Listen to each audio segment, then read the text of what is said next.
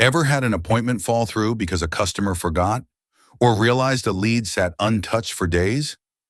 Time-based automations handle those moments for you by triggering actions in your JobNimbus account at exactly the right time.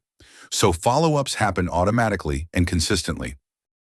That could look like notifying a sales rep when a job has been sitting in the lead status for too long, creating a task after a job has been in a specific status for a set amount of time, or sending customers friendly appointment reminders.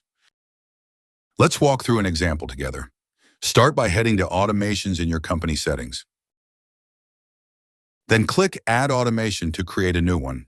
For this example, we'll build an automation that emails customers to remind them of an upcoming appointment. Begin by giving your automation a clear name, like Appointment Reminder. Then set the trigger type to time-based and select Task as the trigger record.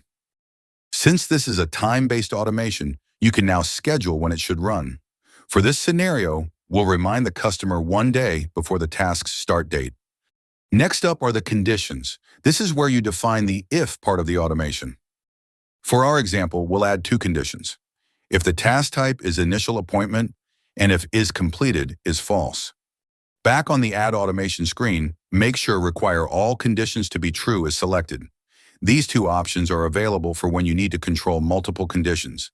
Selecting all conditions means that every condition added must be met before the automation will trigger.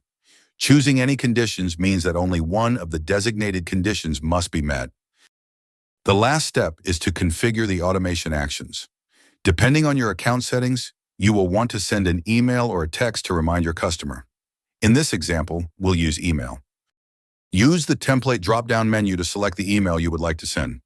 The templates available here will depend on the email templates added to your account. Use the recipient's drop-down to select who will receive the email. For this example, we will select primary contact. Click Save to add the action, then review your automation details and click Save again to activate it. That's it! Your new automation will now appear in the list. It's live, and there's one less thing for you to remember.